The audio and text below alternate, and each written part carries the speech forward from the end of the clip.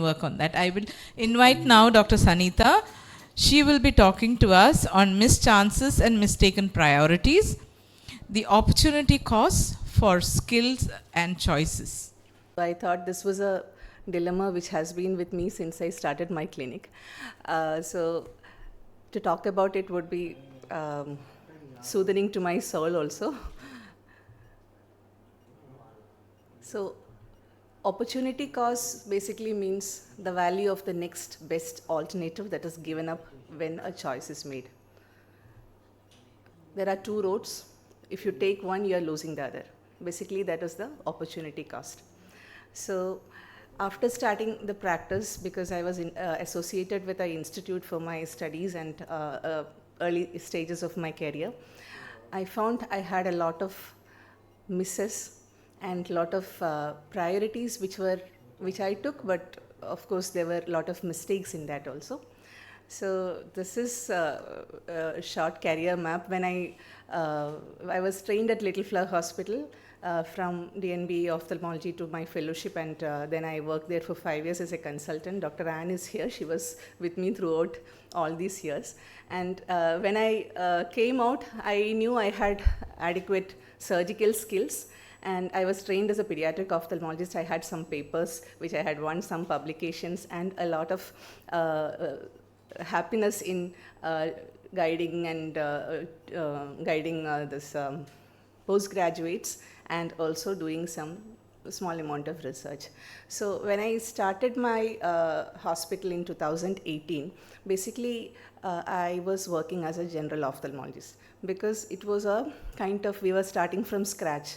So I cannot practice pediatric ophthalmology because my scale was very small to build something from scratch. And then I thought I would go into my subspecialty work, but it was not happening for a long time. I was basically doing general ophthalmology and cataracts, so I was always missing my pediatric ophthalmology and subspecialty work. So, and I had another concern regarding the GA facilities. Though I had an anesthetist, I had a setup, I was very scared to do GA in my hospital. Even now I don't do GA surgeries in my hospital. One reason is that we are very close to Kochi, where we have a lot of hospitals which actually do very good, have good facilities. And that is a fear which I have not still overcome.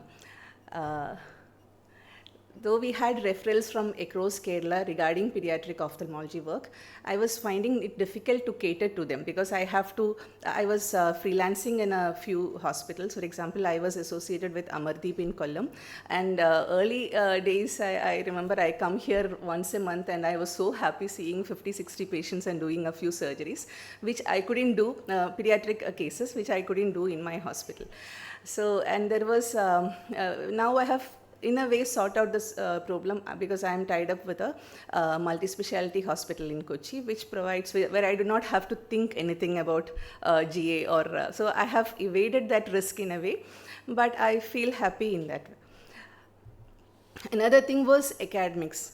So I was very fond of teaching, and even as a student also, I was so happy sharing my whatever I could with others. So that was something which I sorely missed when I went to my own hospital practice. My student is here, Ms. Rosemary is here, and we always cherish a long relationship with my students. So suddenly, out of the blue, you are left alone. I'm seeing myself and my optometrist when we started as a single doctor hospital. Now we have gained some momentum. We, in a small way, however small, we try to discuss the cases. Dr. Anjana has come in the right time, because we do have some Thursday discussions. She was a part of my hospital. And so smaller things which we could find in our hospital, we used to discuss. So in order to quench that thirst for some discussion happening. And it was very fruitful in that sense. And we also had presented some instruction courses in the KSOS, because I wanted to keep that rung also going, not only private practice and building up patients. So my juniors had presented as chief instructors in the this one also, we presented papers. And then out of my interest, I have made a small autism study group, which is very private, 2 or 3 people, including pediatricians. So that is how I could cater to some of my difficulties which I faced in academics. And research, when you are an institute, you have a lot of patients, and you can actually, if you have that bent of mind, things will come to you. And you sit and make a paper, and that was a very enjoyable thing, but I couldn't do when I was in a solo practice. So what happened that we say that we get case reports, we tell every private practitioner you will get. So we made use of that, but again, that is that institutional backup and the milieu of academics will promote you to do certain things which you cannot, Dr. Samira might know, which you cannot actually replicate in your own setup. So, but one thing is that many people do not miss it.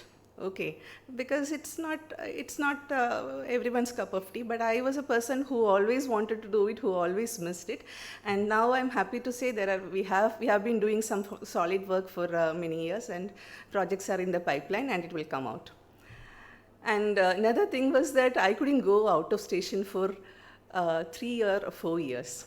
I was sitting there in my OP, even I have fever, everything, I will sit in my OP and see my patients. But I started it like that, but I had a plan to build a team and delegate, which I have achieved now, so that even if I am not there, I am very happy that the place will be running well.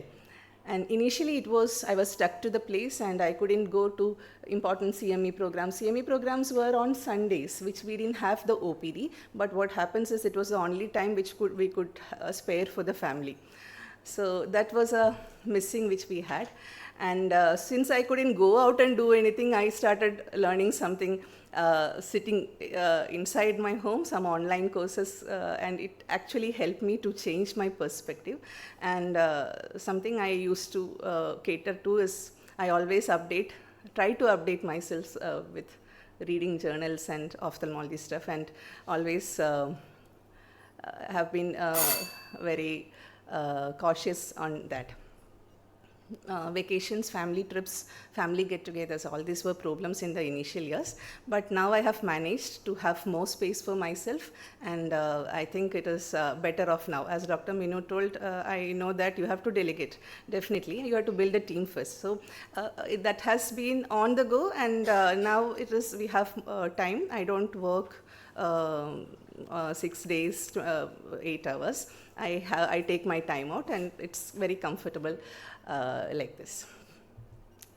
So this I always say, see, what you really want, you can have money, you can aspire for money, you can aspire for power, glory, legacy, and each one, it's to oneself. So you can aspire for all of this. It's perfectly good, and it's a very personal choice. As Preeti Madam told, there is a choice to stay small and do good work also. As entrepreneurs, we have to make that choice, and that is an important thing which I believe. So these are some of the dilemmas and my confusions regarding my practice. Thank you.